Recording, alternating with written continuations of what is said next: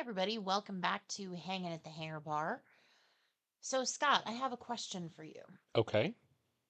If there is one element of Disney, and be that in the parks or in a film or in a cartoon short, even, what's the one thing that resonates the most with you?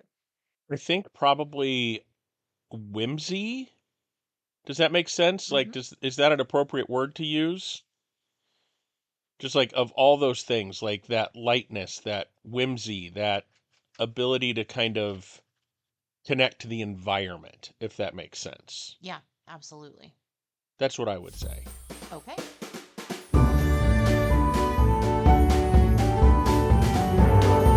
Hey, welcome to Hanging at the Hangar Bar. I'm Scott. And I'm Candace. We're here to chat all things Disney as child-free Disney adults. Stories, snacks, and a little magic along the way. Grab a drink and get comfy and come hang out with us.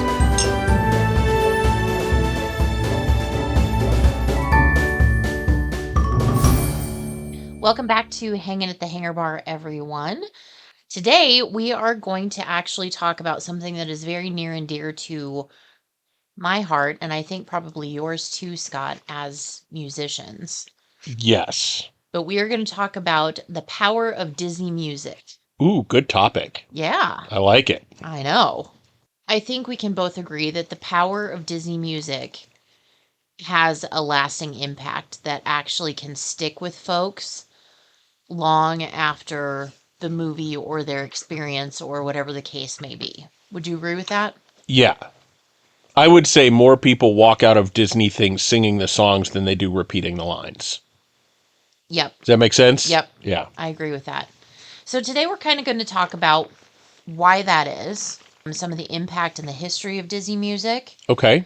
and then we'll kind of delve into other things. And if we have anecdotes or things that we would like to share about our own experience with Disney music, we can feel free to do that. Okay. Sounds great. All right. So a lot of people, and this goes true with a lot of things Disney, and this is one of Disney's tenets as far as their entertainment, is the emotional connection. Right? Mm-mm. I mean, some people get really wrapped up in the stories that they tell.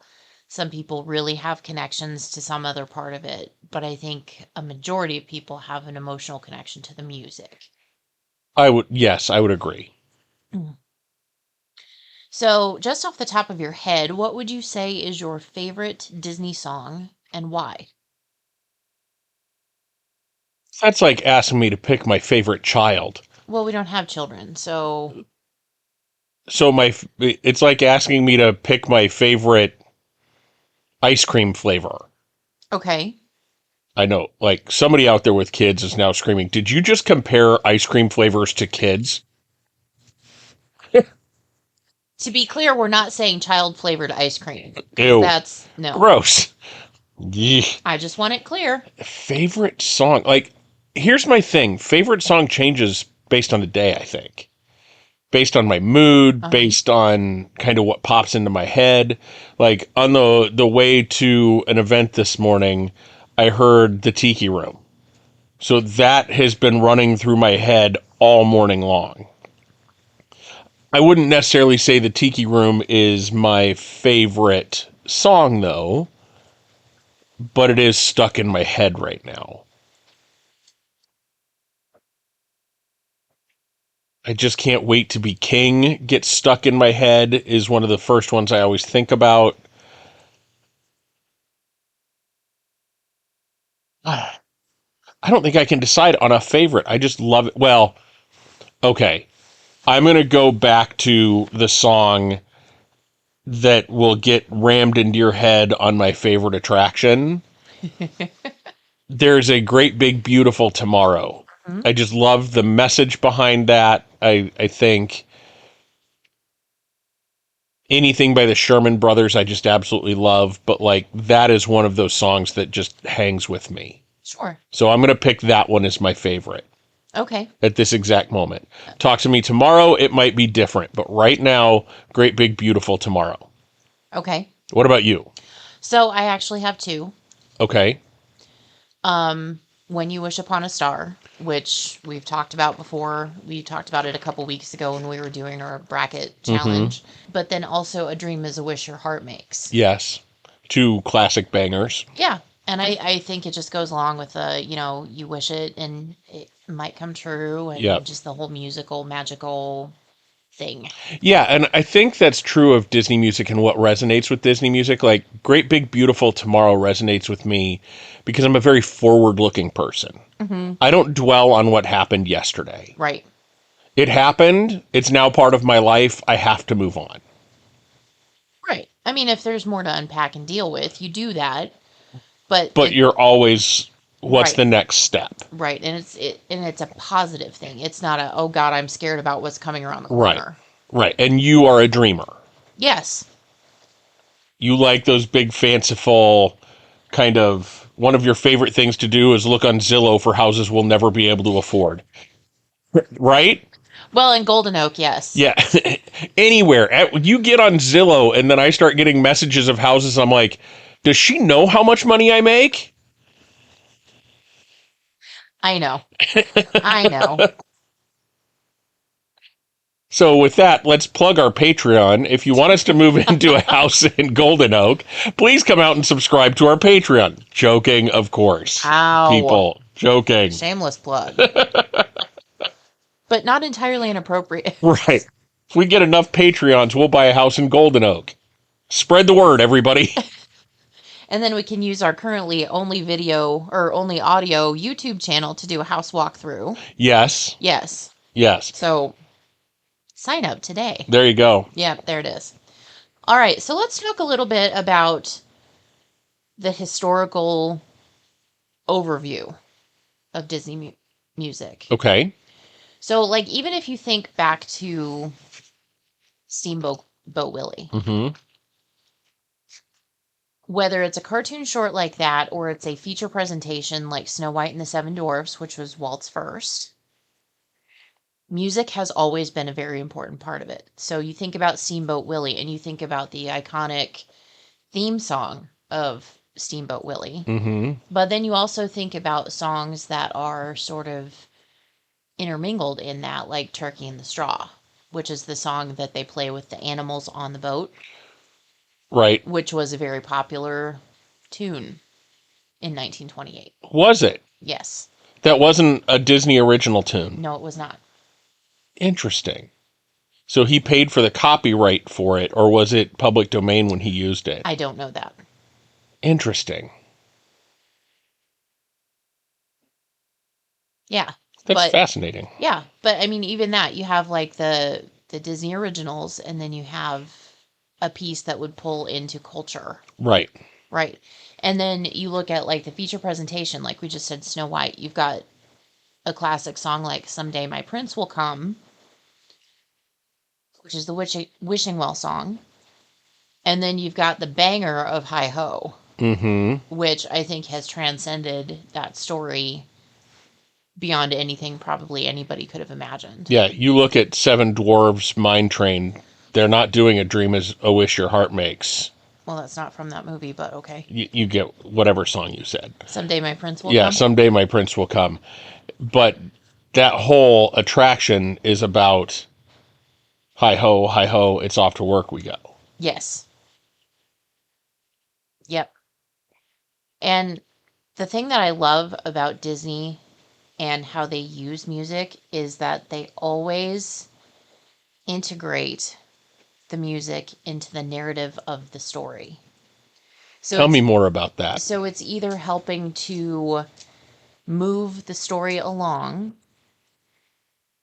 or to give additional depth and development of a character. Okay. Does that make sense? Yeah, it does. So very musical theater-y. Yes. Like most of the music in musical theater carries the story along, develops a character, something. Yes. Yep. Was Walt a fan of musical theater? Do we know? We don't know, but he loved music. I mean, right, just because the way he has his movies with music set up is very musical theater-y. Well, he knew though that was very part of entertainment. Right. And why would you not have music in something to help in? I mean, even if it's background music. Right. Because, like, even in the days of the silent movies, and we're stepping outside of the Walt era, but, like, they would always have a piano playing or an organ playing or something like that just to add Yep. some depth to the story. Yep. Sorry for distracting. Sometimes I just let my thoughts out. No, it's okay. Let's talk about the rise of some of the more iconic soundtracks that we know very well today. Okay. Things like The Lion King, Beauty and the Beast, Aladdin. Yes, we've got the Sherman Brothers, and I think some of those songs, most of those songs are pretty iconic in themselves, and a lot of things we wouldn't have that I don't think would be nearly as successful without the Sherman Brothers. Like Mary Poppins, It's a Small World definitely would not be. Right. And some of those other things. But what would you say from a feature film is your favorite soundtrack? Does this change like the song? It kind of does, but I think no, it probably doesn't. My favorite movie soundtrack will probably always be the original Aladdin soundtrack. Okay. Just banger after banger. Robin Williams' talent is on full display. That soundtrack is just so much fun. Mm-hmm. Trying to think if there's another one that I like better. Like, again, depending on mood, I think like the Up soundtrack is fantastic if you're kind of in the mood for classical. Yeah. Because that's not a musical movie. It's not, the characters aren't singing in that movie. No, it's very ambient. Right. It's more of that classical feel, classical style of music. But I think as far as like true soundtracks, I would go with Aladdin. Like, that's the first one that popped into my head. For me, I would have to say, and this should come as absolutely no surprise whatsoever, I would have to say Hunchback. Yeah, that's a good one too. Again, because you're a big fan of choral music. Yes. And that's a big choral music kind of show. And it's just so, like, there's almost a haunting element to it, and I think it's that choral music and like, Frollo's a really evil dude. Yeah. Right? But then you think back to other soundtracks like Sleeping Beauty. And again, there's that mix of Disney original music, and yet Sleeping Beauty was a ballet first. Right. So a lot of the music is either a stylized version of the music from the ballet or straight up ballet music. Right. So, yeah. But yeah, Hunchback is my favorite soundtrack. It's a good one. Yep. So then, like, when we go back and we think about soundtracks of like The Lion King and that kind of thing, you see the advent, if you will, of Disney commissioning compositions by Howard Ashman and Alan Menken. Elton John and Tim Rice did the music for The Lion King. More recently, we've had Lin-Manuel Miranda do a lot of music for Disney. We've had the Sherman Brothers with some of the more classic titles. So it's just really interesting. And I think that all kind of started around the age of the Disney Renaissance, which technically is from 1989 to 1999. The golden age in my book. Square fingers and all. During that era, and I won't disagree with you that is kind of the golden age of our lifetimes as far as Disney goes. There were 10 movies introduced into those in that span of time. So I think we can touch on each of them and sort of like we'll start to see how meaningful the music for those actually is. Right. So the first one in 1989 was Little Mermaid. Okay. You've got Under the Sea, Part of Your World, Poor Unfortunate Souls, banger. Yeah, very singable movie. Yes. Is that the sort of advent to that time frame where the movies really became really singable? Yes. Like where Disney became known for the singable shows? Like Yes. everything before that was good musically, but not necessarily you walked out of it singing along. Right. Trying to think if I'm wrong about any of that. Like you think back to Lady and the Tramp, you think back to Cinderella, Sleeping Beauty. I mean, it just kind of depends. It was more of a hit and miss thing where now Right. it seems like every Disney movie is Has just musical extravaganza. it's just as good as a sing along as it is a movie. Right. Yeah. So 1989, we had Little Mermaid. 1990, we had Rescuers Down Under. Underrated movie. I don't know that I've seen it. I've seen the first Rescuers, and I Okay. did like it. That was not a musical movie as far as I remember. It's been forever since I've seen it. But Rescuers Down Under, I don't know that I've seen it. If I have, it's been eons. Well, we know what we're doing tonight. Maybe. 1991 was Beauty and the Beast. Okay. I don't think we need to touch more on that. Right. Rescuers got done dirty being released between those two movies. Yeah, we've had that conversation before, though, about Princess and the Frog being released like right outside of Tangled and some of those other pieces Yeah. as well. Aladdin was in 92. Okay. Lion King was 94. Pocahontas was 95. Okay. Hunchback of Notre Dame was 96. Hercules was 97. Mulan was 98. And Tarzan was 99. Is there a bad movie among those? No, in my opinion, no. Again, I'm not really a fan of the animation style, but that is neither here nor there. Right.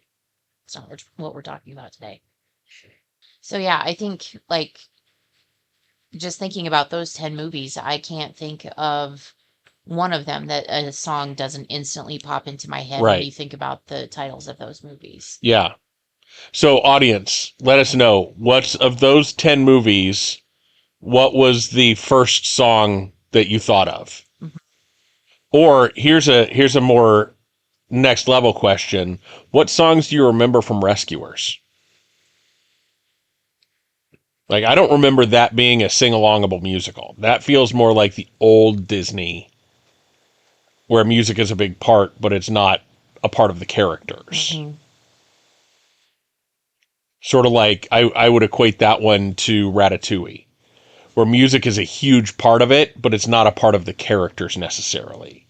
Right. And that brings up an excellent point because with Ratatouille, none of the characters stop and sing a song. No. It's all the ambient music, it's all of the environmental music, it's all of the it kind of helps move the story along and set the scene, but it doesn't develop the characters, it adds to the narrative. Right. 100%. Yep. So let's talk about some of the emotional impacts of Disney music. Okay. We don't have to rub salt in the wound that I know is still open if you don't want to.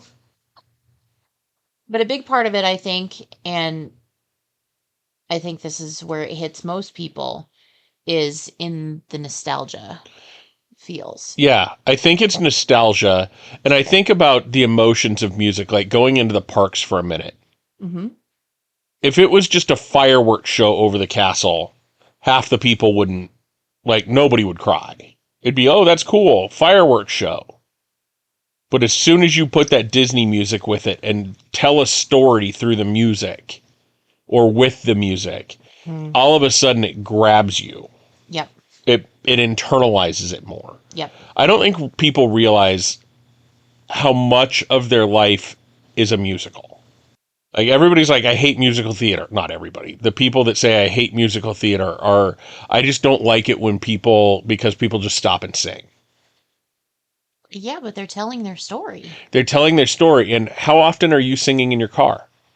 How often Or are you shower. or in the shower? How often are you listening to music as you do something? How often, like, your life is musical theater. Right. And how often do you have songs that you hear that you haven't heard for a while, and you're instantly taken back to high school or Right. whatever the case may be, and you're like, oh yeah, I remember this. I love this. Right. Let me give you a non-Disney example of that happening to me recently. Okay. In our class that we do at the gym, Yes. she was playing music from the 90s, 2000s Okay. for us to work out to. And Closing Time came on as one of the songs. And it instantly put me back in local college bar with you and our friend, that I was the designated driver, and I could be on the other side of a crowded, noisy bar talking to someone, and all of a sudden that song would come on, and I would hear my name being called out to the singing of that song. Like, I know who I want to take me home. There's a pause, a rest, and I would hear my name from across the bar every single time. And so I hear that song now, and it just brings me back to that moment. Number one, what 21 to 24-year-old dude wouldn't just be absolutely thrilled to hear his name from two attractive women across the bar just shouting his name, that he got to take them home that night? But that's beside the point. Yeah. But I think Disney music, to bring it back to the Disney thing, the same thing happens, right? I am never going to be able to hear La Cuerda May and Because She Loved Me the same way ever again without thinking about the Epcot fireworks show. Luminous. Well, and we're going to talk about that next because, like, well, the nostalgia piece is built into it from either childhood memories or family traditions or something like that, and that's both movies and Disney experiences like vacations and things like that in the parks. Disney music also touches on those universal themes like love, loss, hope, adventure, those kinds of things. And to your point, with that particular mashup in Luminous, wow. Right. Ugh. Right. And whoever arranged that show could have easily just done one or the other. Right. Because that section of that show is talking about loss. Yes. So you could have easily, and it would have been a super impactful moment in that show no matter what. But you put those two things together, you mash them up with all the other stuff going on, I'll use these words again, it grabs you. Yeah. And holds on and is like, let's get into your feelings. Yeah. Versus this is just music to listen to. This is going to dig into your soul a little bit. And to that point, it's a very immersive experience. Like, you become part of the show. Yeah. During that moment. If for none of the other parts of it, that one is the one where it's like, you're in this now. Yep. You are part of this. Yeah. Yeah. Wasn't there a song? Is Luminous the one that has the part of me, or was that Harmonious? No, that's Luminous. In Luminous too. Yeah. Yeah. So let's talk about a couple other songs. We already talked about Great Big Beautiful Tomorrow. Uh-huh. And the overarching theme on that one, as we discussed, kind of the hope, adventure, and looking toward the future. Right. Let's talk about the song Let It Go. Okay. Because you've said some very interesting things about that song to me that I think is worth discussing. And, like, of course, it's probably one of the most popular songs from a Disney film. Yeah. Maybe ever. But I don't know that it deserves the credit as a quote-unquote great song and a power ballad. I mean, it's obviously a power ballad. Yeah. But you know what I'm saying? Like, right. It's inspirational, and this is a right. woman power song. But it's not as empowering as maybe what you think it is. There it is, and tell us why.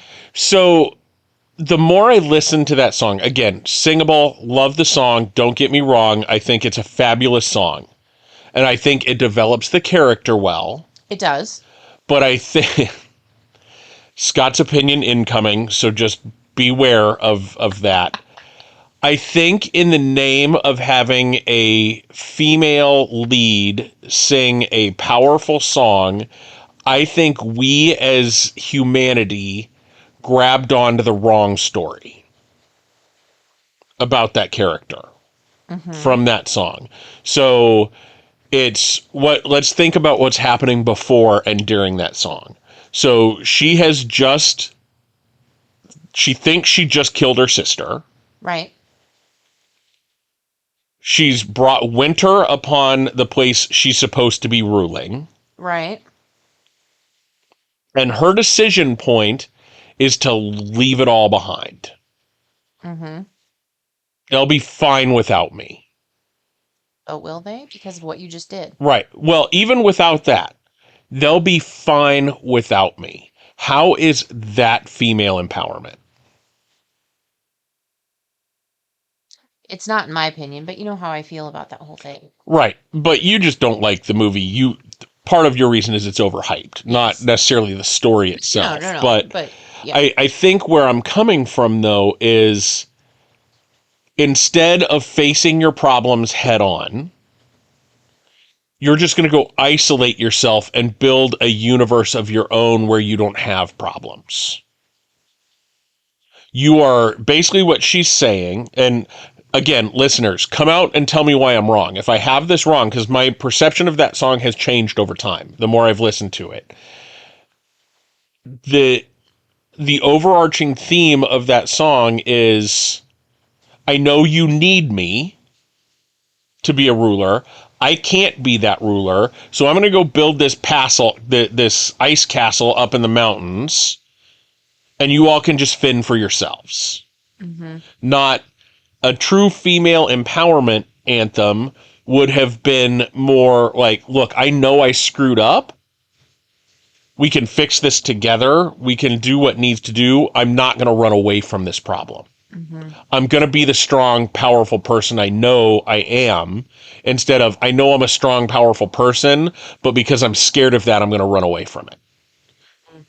Empowerment to me is I'm going to take this power I don't know how to control, and I'm going to figure it out to help, instead of just run away, because the right thing to do is to isolate myself. Mm-hmm. When have you ever found a time where a leader's best option is to isolate themselves? Well, but I think you also have to look back, and I can't believe I'm defending this. You have to look back in her story and her history, because like her power is, when she was younger, was triggered by emotions and feelings and all these other things. So, and she even says it in the lyrics of the song, conceal, don't feel. Right. So she has been led to believe this entire time that you have to stuff everything down. Mm-hmm.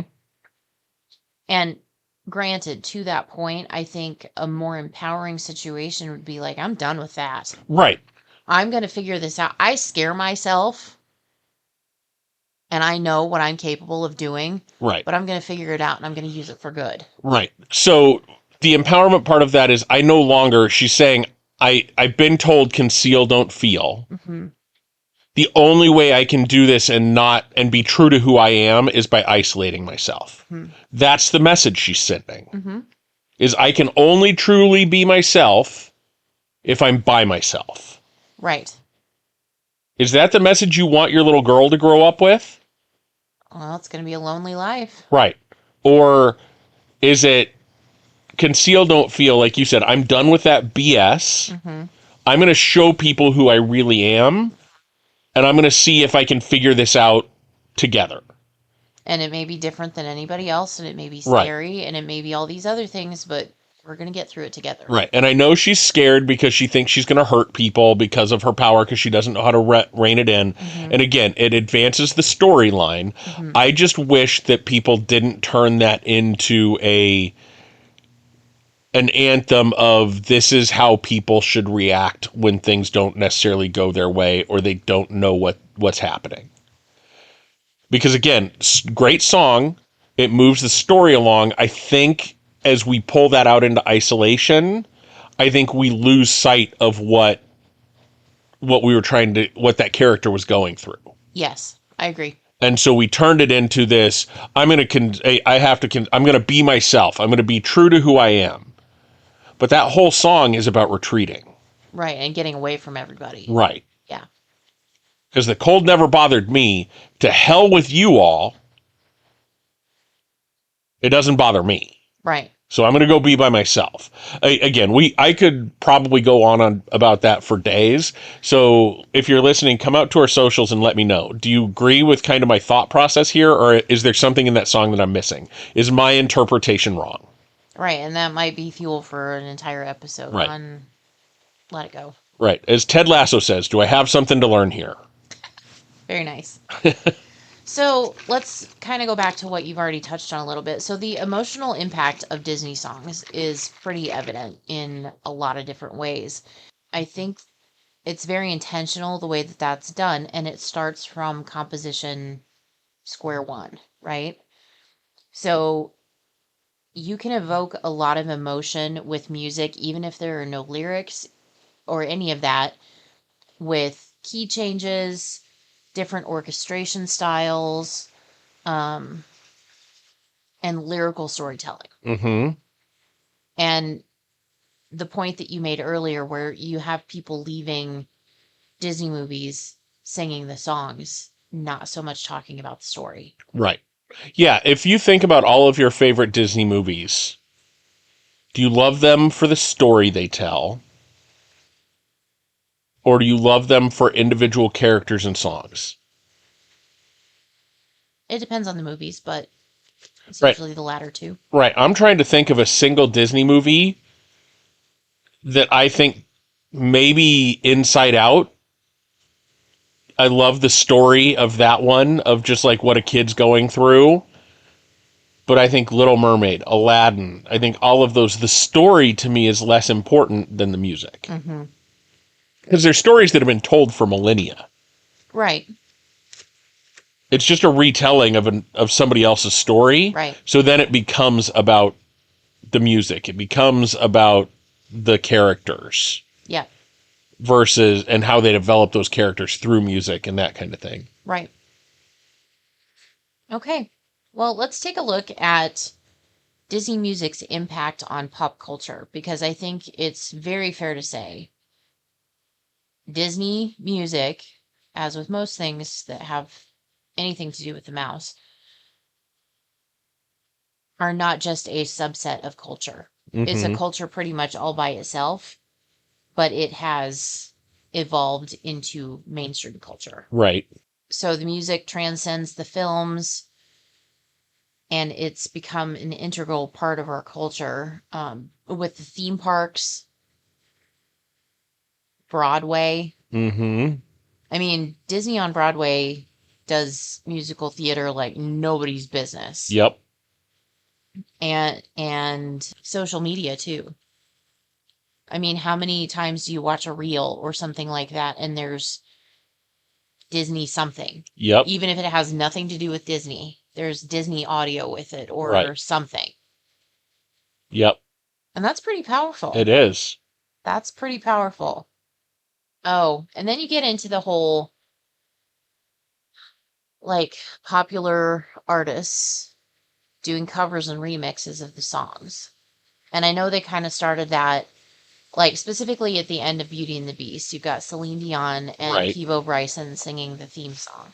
And most of the ends of movies, you've got a popular artist singing, like, the main theme through the song. But I think the first time that we really noticed that hitting radio was probably around the time of Frozen with Let It Go. Mm-hmm. If not then, I can definitely point to a more recent example of We Don't Talk About Bruno. Yes. That song was number one for I don't know how many weeks Mm-hmm. on regular countdowns. Right. How much of that is driven by the change in how we consume music? Explain. In the 90s, 80s, 90s before, well, if you go way back, you heard music on the radio. Yeah. and it kind of stayed the same, but all of your top charts and that kind of thing were built off of album sales based off of what people were listening to on the radio. So you think back to the 80s, 90s, 2000s, Disney music didn't make it to mainstream radio.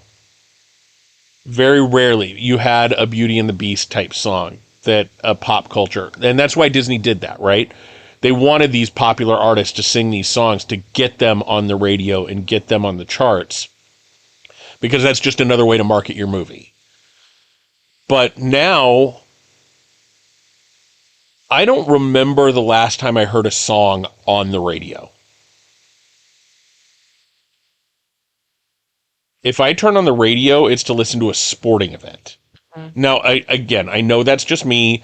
Other people turn the radio on in their car, and there's still stations out there playing music, that kind of thing. But I would say the majority of people listening to music are streaming it.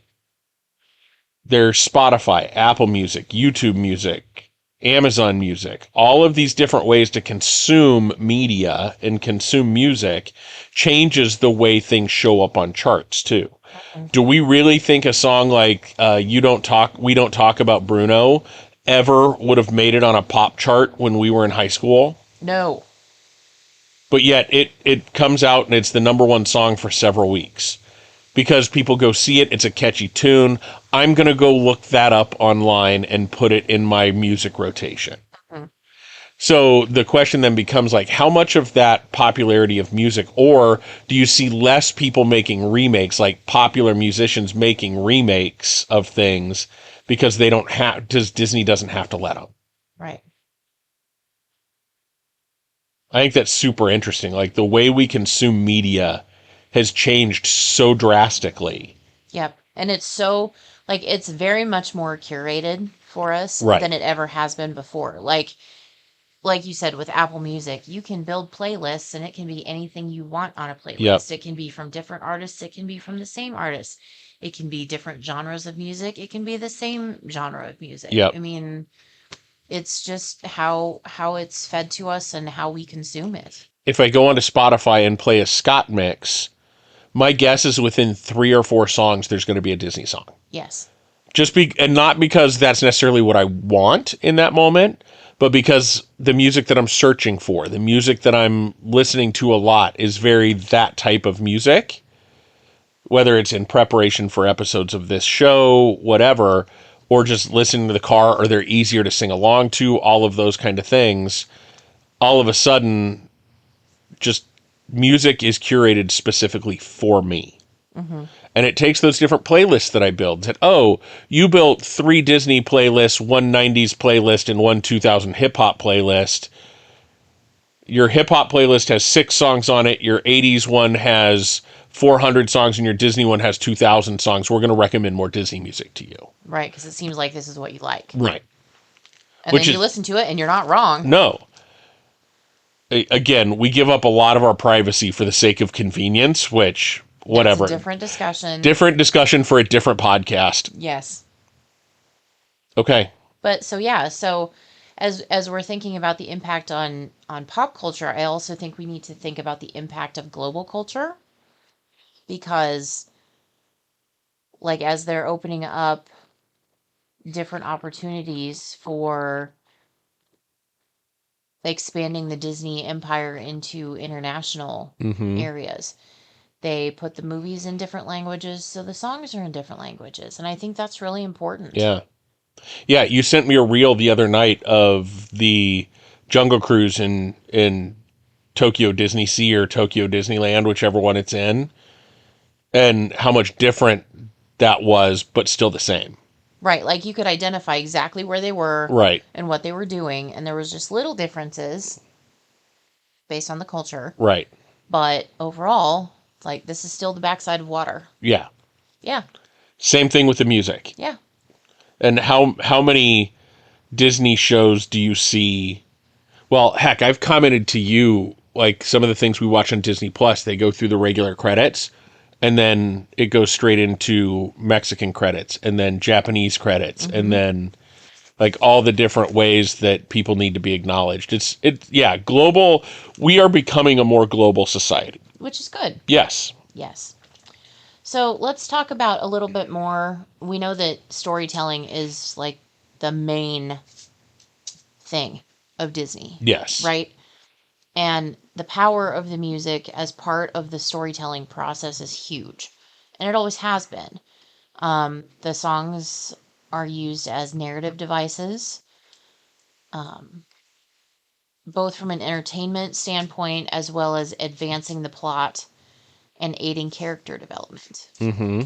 And I think, like, one spot that we noticed that really particularly recently is in Encanto, when they're doing We Don't Talk About Bruno.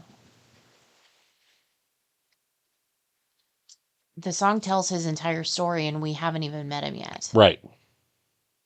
And you kind of get this instance of, like, who is this Bruno guy, and are we going to see him? And you kind of start setting up for that anticipation of meeting Bruno. Mm-hmm.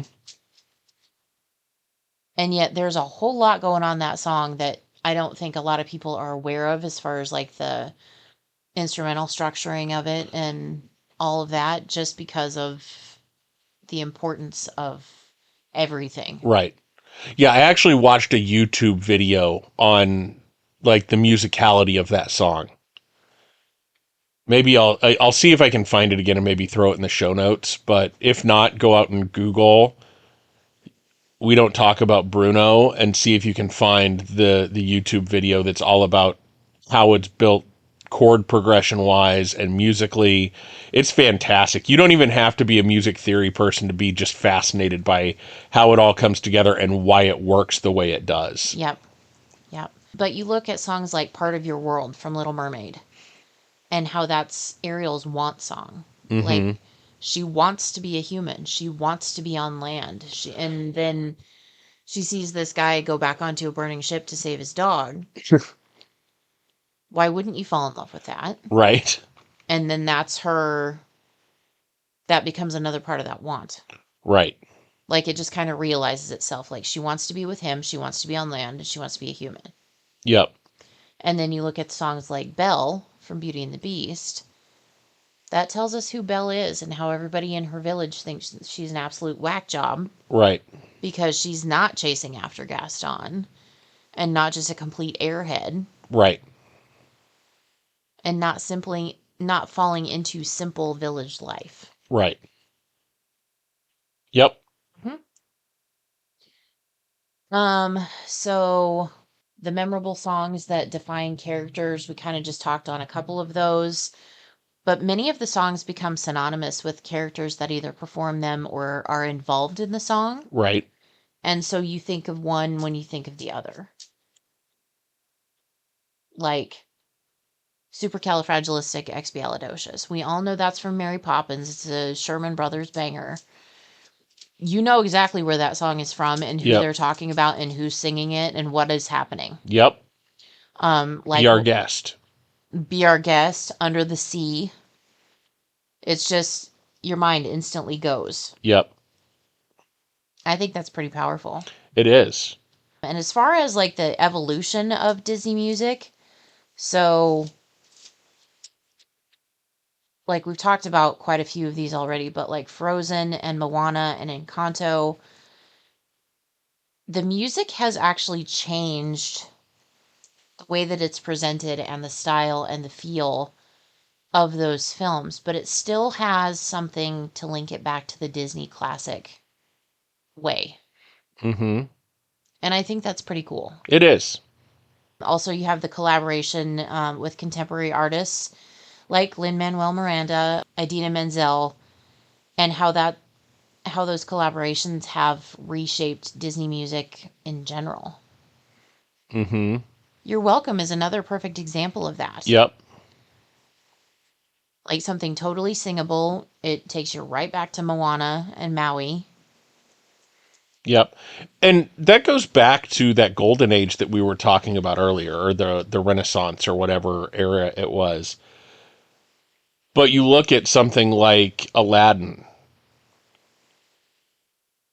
He's not a singer musician, but that kind of working with Robin Williams, Tim Rice, Elton John. Like, that's been a thing with Disney for 50 years.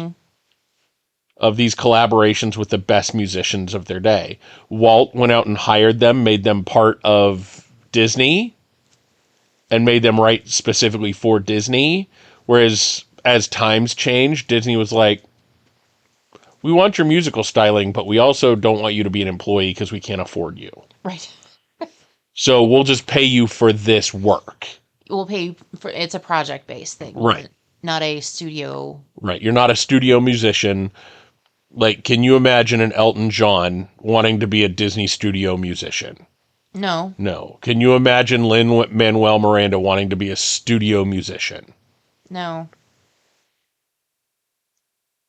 It's like, I love like thinking about the history of that and how far we've come. Like, I know that the Sherman Brothers did other things outside of Disney, but they are primarily known as Disney studio musicians. Which isn't a bad flex. No.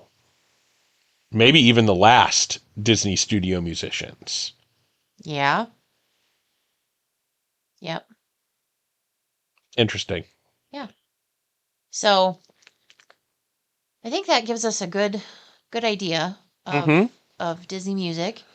We've kind of talked about some of the main parts and points of Disney music, from the nostalgia to the emotional impact to the cultural significance, especially in recent years. Yes. And basically the just storytelling ability that music actually has, and what a big part that actually plays in Disney presentations. And that, again, that's cartoon shorts, feature films, attractions in the theme parks, cruise line, the whole empire is basically one big song.